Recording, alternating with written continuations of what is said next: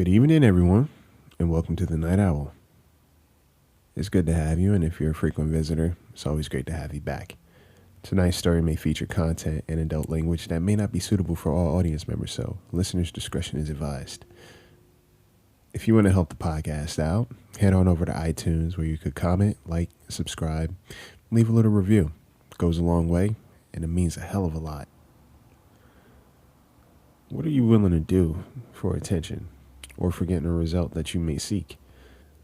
The things we are willing to do for a reaction, a reward, or just simply attention. But there's always consequences. Lock your doors, check your windows, and get comfortable because you won't be sleeping tonight. I give you Psych out.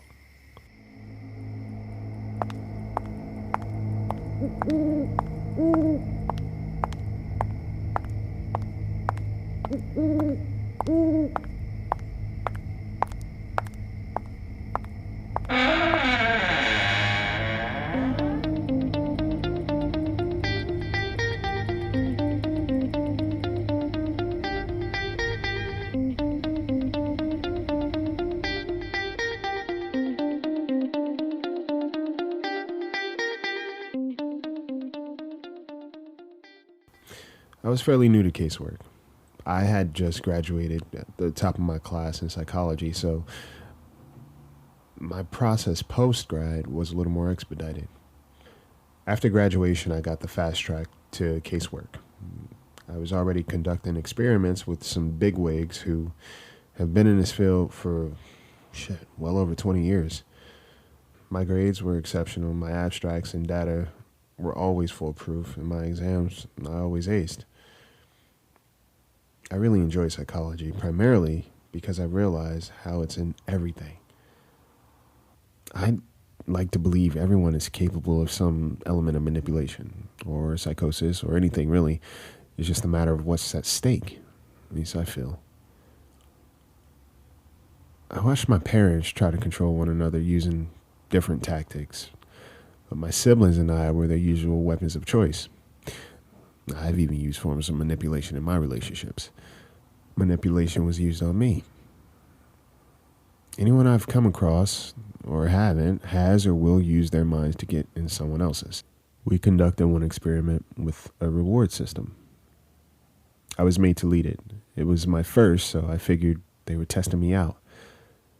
But I was looking forward to the challenge. The experiment will revolve around the reward system. What will someone be willing to do to get a desired response?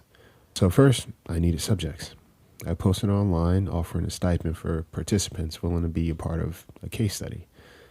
Since morals and ethics are paramount in psychology, I made sure to remind any participants that their participation was completely voluntary, and that in itself was part of the experiment.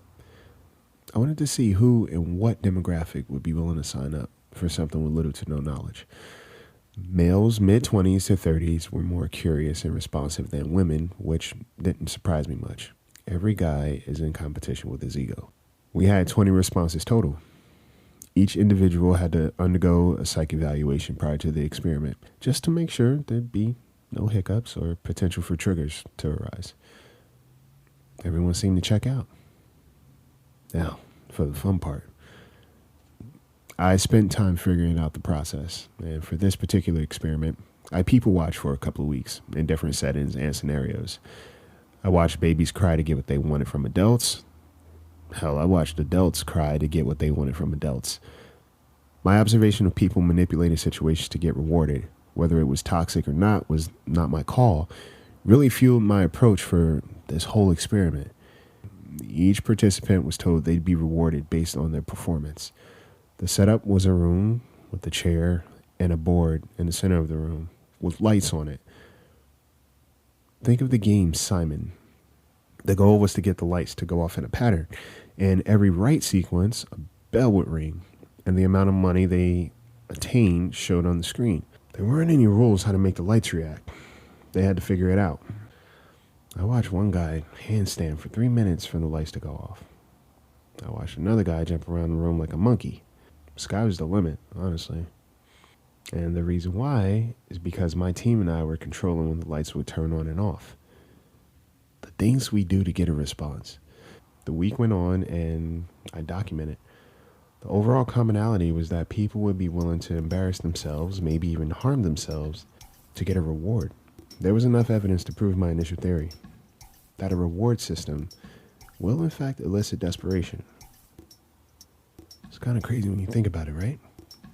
We were down to our last subject of the experiment. And to maintain anonymity of the experiment, we changed rooms and patients exited out a different door than what they came in, just so they wouldn't have any interaction with the others. The last participant, he walked in and sat down. And he just sat there, almost like a statue. He didn't budge either, just looked straight ahead.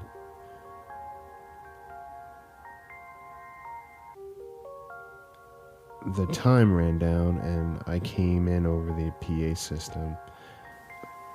Hey, time's up. You didn't get any lights to turn on, so we can't reward you. Oh, but you see, I already got my reward.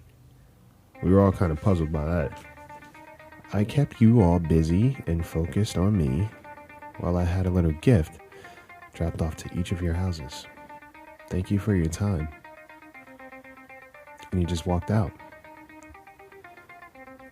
None of us knew what he meant or how he'd know where any of us lived. But that night when I got home, my door was already unlocked. I was careful to walk in because it was pitch black. I got to my bedroom, and on my pillow was a mock-up of the board that we had in the lab. But how? And somewhere in my house, I could hear a clock ticking and counting down.